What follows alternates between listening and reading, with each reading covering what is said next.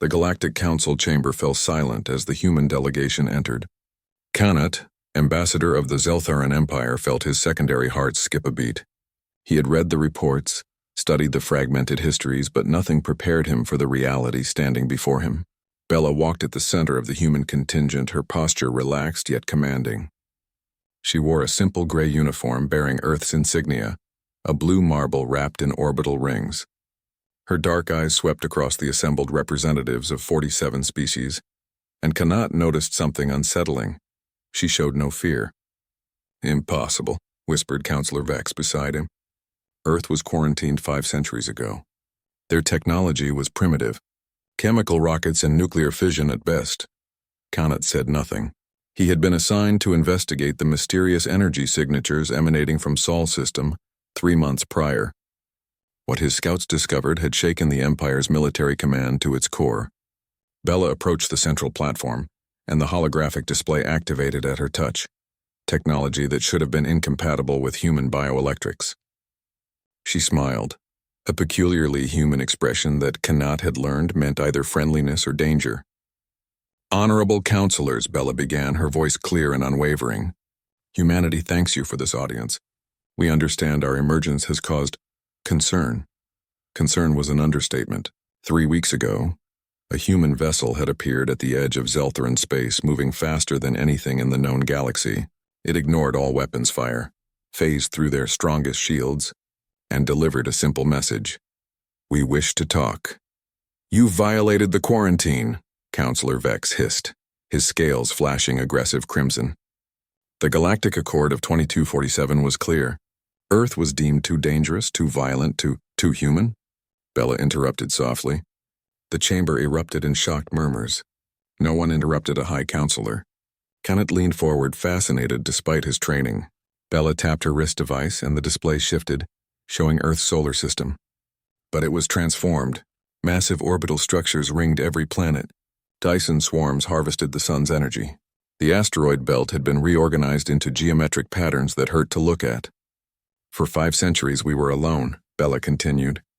"You left us in our cradle thinking we would destroy ourselves. Perhaps you were right to worry. We nearly did." Her expression grew distant. "The climate wars, the resource collapse, the digital purge. Humanity faced extinction 17 times in the 1st century after you left." She paused, letting that sink in. Kanat's people had faced extinction once, and it had taken them millennia to recover. 17 times? "But we didn't die," Bella said, her voice hardening with pride. "Every time we fell, we got back up. Every time we failed, we learned. You know what we discovered during those dark centuries, isolated and alone?" The hologram shifted again, showing images Kanat couldn't fully process. Impossible physics, matter-energy conversions that violated thermodynamics, quantum manipulation at stellar scales. "We discovered that humanity's greatest strength isn't our violence or our stubbornness," Bella continued. "It's our refusal to accept limits. When you told us we couldn't reach the stars, we built our own. When conventional physics said faster than light travel was impossible, we rewrote the rules. When entropy said the universe must end, we started planning how to prevent it." Counselor Vex stood abruptly. "This is madness. You cannot simply ignore the fundamental laws of, can't we?" Bella's smile widened.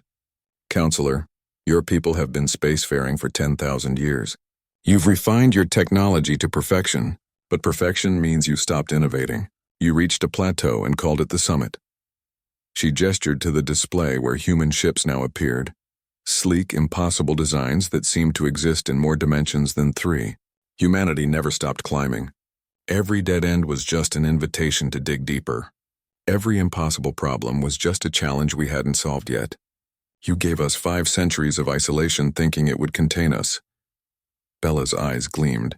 Instead, you gave us 5 centuries of uninterrupted evolution. Kanat felt cold dread settling into his bones. His intelligence reports had confirmed it. Humanity had developed technology that made the Council's combined military might look like children with wooden swords. But they had come here peacefully. Why? As if reading his thoughts, Bella turned to look directly at him. "Ambassador Kanat, you're wondering why we're here instead of conquering. The Council certainly has enough firepower to make it costly, but we both know the outcome would be inevitable." The chamber held its collective breath. We're here because we learned something else during our isolation, Bella said quietly. We learned that survival isn't the same as living. That power without purpose is empty. That being the strongest doesn't mean being alone. She spread her hands. We're here to rejoin the galaxy, not as conquerors or victims, but as equals. We have technology to share, knowledge to exchange, and perhaps most importantly, a different perspective on what's possible. She stepped back from the platform. Earth requests admission to the Galactic Council. We're not asking permission to exist. We've proven we can do that on our own. We're asking to be part of something larger, to help push the boundaries of what all of us can achieve together. Kanat stood slowly, ignoring Vex's warning glare. The council will need time to deliberate, he said carefully. But I have a question, Ambassador Bella. What happens if we refuse? Bella's smile turned gentle, almost sad. Then we go back to our corner of the galaxy and continue alone. But that would be humanity's loss as much as yours. We've spent 5 centuries rediscovering what it means to be human. Now we'd like to discover what it means to be galactic. As the human delegation filed out, Kanat realized that Earth's isolation had accomplished the opposite of its intended purpose. The Council had tried to contain a dangerous species. Instead, they had created something far more terrifying. A humanity that had conquered itself, its solar system, and the very laws of physics. The only question now was whether the galaxy was ready for them. Kanat suspected the answer was no, but he also suspected that, like so many things humans deemed impossible, it didn't matter what anyone else thought was ready. Humanity was here.